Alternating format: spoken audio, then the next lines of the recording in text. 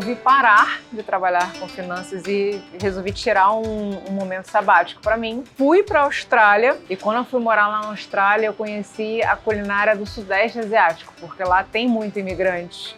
Então você tem muitos restaurantes do Sudeste Asiático. Eu experimentei essa comida e eu me apaixonei completamente assim pelos sabores diferentes, pela mistura dos sabores. Você tem muito doce junto com a comida, o picante, a acidez, o salgado também. E eu falei, bom, nunca experimentei isso na vida.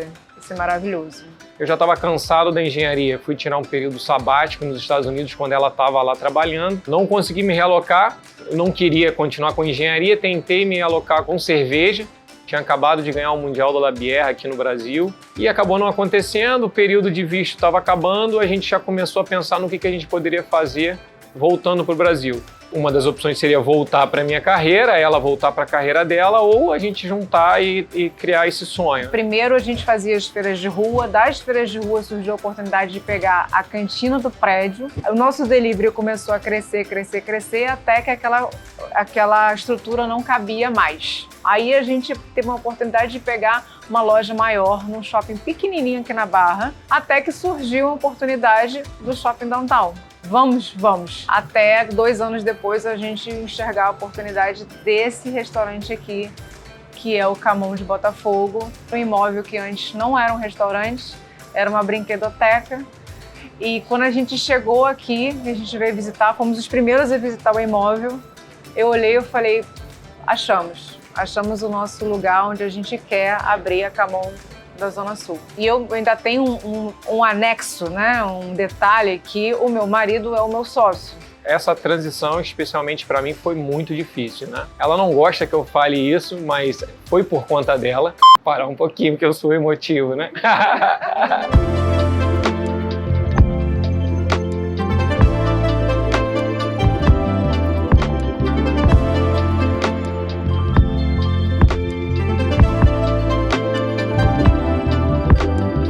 A gente se conheceu na Camon. A gente tá entendendo como é essa questão da relação profissional e pessoal, né? A gente, como um casal, tá enfrentando alguns desafios. A rotina da cozinha é muito estressante, mas o que a gente leva como filosofia pra nossa vida é que, assim, a gente não dorme com nenhum problema. A gente chega em casa, por mais que tenha sido um problema profissional, a gente conversa e tenta resolver.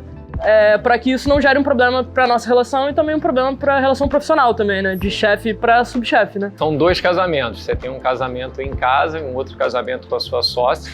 Eu consigo separar os conflitos que são conflitos de trabalho dos conflitos do relacionamento em si. Quando a gente chega em casa, o que é tipo básico para algumas pessoas, que é chegar, fazer a sua comida, fazer a sua janta. A gente chega, a gente não quer fazer comida. Eu não quero fazer janta, sabe? Eu quero que alguém faça pra mim, sabe? Eu fiz isso pros outros o dia inteiro. Então eu acho que a cozinha, ela vai moldando um pouco o seu jeito de viver, que você fica com preguiça de coisas em casa que você não tinha antes. É muito difícil você desassociar a sua vida pessoal da sua vida profissional quando o seu trabalho é o seu filho. É aquilo que você colocou horas e horas e horas e você sacrificou tanto a sua vida e isso que acontece, na verdade. No início você sacrifica muito da sua vida, do seu tempo. Isso já foi muito pior no passado. Hoje em dia eu tento buscar um equilíbrio. Então, por exemplo, a gente há pouco tempo colocou a escala 5x2 para quase toda a equipe, falta só um pedaço da equipe. E isso eu tentei colocar para a minha vida também. Então eu tento ter pelo menos 2 dias na semana onde eu não tenho nenhum compromisso de trabalho. A escala 5x2 para mim mudou muito, justamente a questão da minha vida pessoal. Eu tinha muita dificuldade de conseguir só em um dia de folga ali fazer tudo que eu tinha que fazer, né? Cuidar da saúde, lazer, cuidar da casa, fazer a comida da semana, ter um tempo de qualidade para descansar, ver minha família, sabe? Tudo isso em um dia só era realmente muito difícil, assim. Assim, é uma dor minha, mas que era uma dor de toda a equipe, né? Todo mundo que estava nessa escala, na 6x1. Com a mudança para a escala 5x2, a gente conseguiu, por ter um dia a mais de folga, distribuir melhor todas essas coisas que precisam ser feitas no momento onde a gente está de folga, né?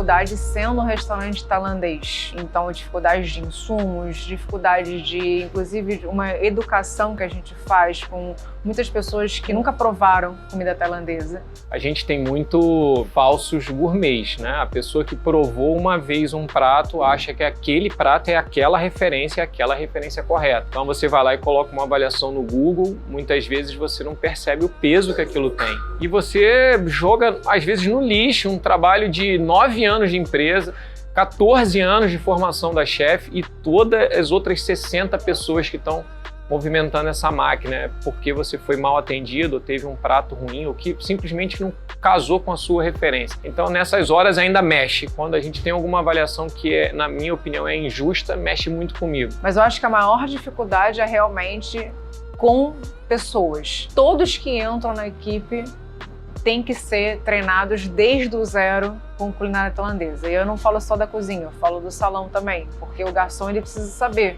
o que é um naan pla, que é um molho de peixe fermentado tailandês, que é o sal para os tailandeses, é um ingrediente básico na culinária. E ninguém entra aqui sabendo o que é um naan pla. Então, eu conheci a gastronomia tailandesa, asiática no geral, depois da faculdade. Me apaixonei pela tailandesa e comecei a procurar restaurantes asiáticos no Rio. Aí, nessas pesquisas, eu encontrei a Khamon. Teve uma oportunidade de vaga, que eu acho que foi no Facebook, se eu não me engano, e eu enviei meu currículo, fui chamado para o teste e tô aqui até hoje. Bom, eu me dedico já à gastronomia tem 8 anos, 7 anos de Khamon, eu vou fazer agora em novembro, mas na gastronomia no geral, 8 anos que eu trabalho em cozinha. Passei por muitas cozinhas antes de chegar na Khamon, diferente da Amanda, que começou a carreira dela na Khamon, cresceu aqui.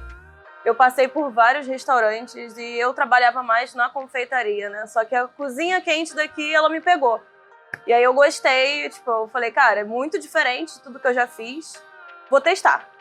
E deu certo. A minha mãe, como era de cozinha, ela sempre me apoiou, achava ótima a ideia. Já o meu pai não curtiu muito a ideia, que ele queria que eu cursasse uma outra coisa, direito. Ele falou que queria que eu cursasse algo que desse mais dinheiro. Ele não achava que a gastronomia desse tanto dinheiro. Mas conforme o tempo foi passando, eu provei ao contrário para ele e hoje em dia ele adora também.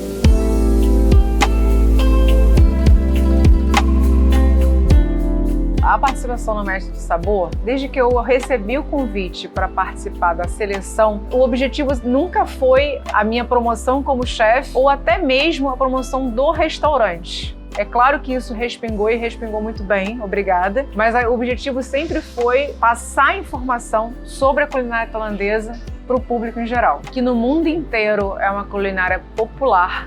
É uma culinária barata, inclusive. E aqui no Brasil, infelizmente, porque a gente teve uma imigração muito pequena, né, dos asiáticos, do Sudeste Asiático, a gente não tem essa culinária disseminada. É um trabalho difícil, mas também é muito gratificante. Alguém que foi para Tailândia, ou então provou culinária tailandesa em Nova York, chega aqui e fala, cara, tá mais gostoso.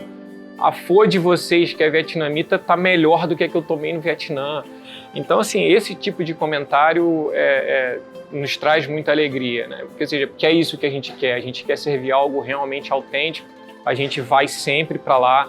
A gente foi em 2002, fomos em 2024, agora, né? Estamos mandando nossos chefes no início de 2026. Tô super animado para ir conhecer a Tailândia, chegar lá experimentando tudo que eu consegui experimentar. Vai ser a primeira vez saindo do Brasil. É a minha primeira viagem internacional. Eu sempre imaginava num país mais ocidental, um pouco mais fácil, digamos assim, né? Eu nunca pensei em começar pela Tailândia. Uma viagem que eu tô muito ansiosa, era um desejo meu já de muitos anos. Poder conhecer a gastronomia de fato no local, né, de origem.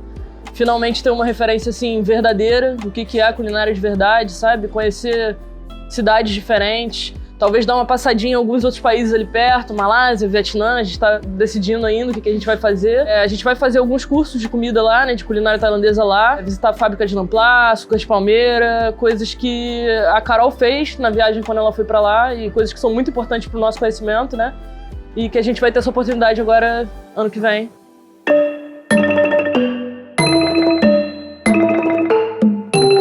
Eu, como boa amante da culinária tailandesa, o dono do meu coração é um curry. O meu prato, assim, que eu sempre que eu tenho uma oportunidade de comer, eu como, e que eu não enjoo é o vermelho de pato. O curry vermelho de pato. Eu acho que os curries são um dos pratos que eu não consigo enjoar, assim, em geral. Eu acho que o prato que eu mais gosto de fazer na Camon e que eu mais gosto de comer é o Pad Thai, porque é o prato mundialmente mais famoso da Tailândia. É um prato, para quem nunca comeu culinária tailandesa, eu sempre indico. É um prato que une ali os pilares dos sabores tailandeses. Você vai encontrar salgado, ácido, picante, dulçor no mesmo prato. Nunca canso de comer um Pad Thai. É viciante. Eu não tenho a bagagem técnica da culinária em si, mas eu estou muito atento ao mercado. Mas hoje você já palpita também, eventualmente, Muito. na cozinha? Muito, palpito muito. Gostaria de palpitar mais até, mas a nossa sobremesa mais famosa, que é a mousse de tamarindo, ela aconteceu por conta de um palpite meu. Ela já tá ali reclamando. A gente queria ter uma sobremesa.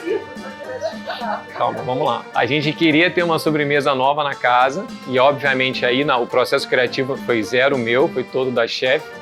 E no intervalo desse, entre almoço e jantar, ela apresentou a sobremesa para mim e falou assim, cara, prova. Eu olhei, achei legal e tal, mas na hora que eu provei, me deu um susto. Tava muito ácida, né? O tamarindo muito presente, não sei o quê, e eu não sabia o que falar. Na verdade, eu não conseguia nem identificar que era acidez. E ela assim, e aí? Eu falei, cara... E não querendo também, né? Eu sei que chefes têm um pouco do ego, levam pro pessoal, né? Não conseguem separar tão bem. Eu não sabia como criticar até a hora que ela me induziu e eu falei, olha, não sei, eu acho que é acidez realmente. Ela é acidez? Eu falei, tá muito ácido. Cara, a nossa comida já é uma explosão de sabores. Então o cliente não quer terminar tomando um outro soco na cara. Foi essa expressão que eu usei. A pessoa quer terminar a refeição com algo mais comfort. E aí, beleza, passou, ela engoliu a seco. No dia seguinte, de novo, nesse intervalo entre almoço e jantar, ela veio e me entregou a mesma sobremesa. Na hora que ela me entregou a mesma sobremesa, eu não acreditei. Eu falei, cara, eu não acredito, porque ela não pensou em outra coisa, né? Não trouxe outra ideia. E era a mesma sobremesa. Eu falei, cara, tá, mas e aí? Ela não prova. Aí, quando eu provei, ela estava completamente diferente. Era a mesma sobremesa visualmente, mas era uma outra combinação de sabores. E aí sim, ficou mais leve, tem a acidez do tamarindo, mas muito mais leve, complementa com a ganache de chocolate branco e o crocante de amendoim. E aí sim, eu falei, comecei a rir, que aí eu não conseguia criticar, comecei a rir e falei, cara, tá sensacional, colocamos no cardápio e já chegou em alguns momentos a ser o item mais vendido do cardápio, mais até do que qualquer entrada, prato principal. O maior perrengue que a gente passou foi um incêndio. A Camon no shopping da Barra da Tijuca, no downtown. A gente tinha uma semana que a gente tinha inaugurado. Nesse dia específico, eu ia confinar pro programa Mestre do Sabor. Às 7h15 da manhã, o restaurante começou um incêndio dentro da cozinha. E aí, às 7h30 da manhã, a gente teve equipe entrando no restaurante. Eles viram que estava muita fumaça, chamou o corpo de bombeiros do shopping, eles apagaram, mas aqueles 15 minutos de incêndio foi o suficiente para derreter a cozinha praticamente inteira. Queria não entrar no programa naquele dia, o Fabiano falou, não, você tem que ir. E aí, 1h da tarde, eu entrei no hotel. E eu não sei como que a gente, assim... É claro que a equipe toda se desdobrou para conseguir organizar e começar o seguro, né? Acionar seguro. A gente ficou 2 meses e meio fechado. A gente conseguiu fazer o delivery pela nossa outra operação que a gente ainda tinha, a operação menor, porque eu não tinha me desfeito dela. Foi um perrengue bem brabo, assim. Mas sobrevivemos, abrimos mais fortes depois.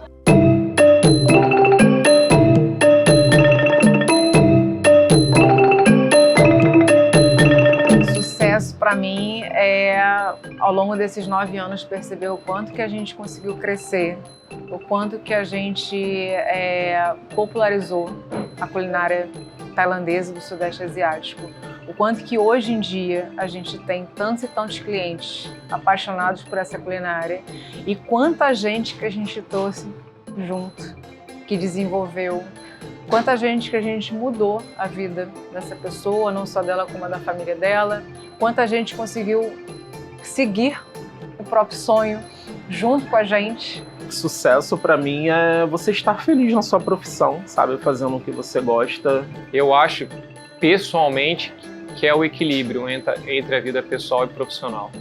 Bem Gen Z, né? Quando a gente ganha algo, alguma coisa que a gente se sente reconhecido, eu acho que a gente sente que isso é uma parte do sucesso chegando pra gente. Eu sinto que tá muito atrelado ao reconhecimento, sim, assim, de você ser reconhecido, sabe? Das pessoas, de fato, olharem pra você e saberem, cara, o que você tá fazendo, sabe? O quão relevante é aquilo que você tá fazendo no cenário da gastronomia, digamos assim.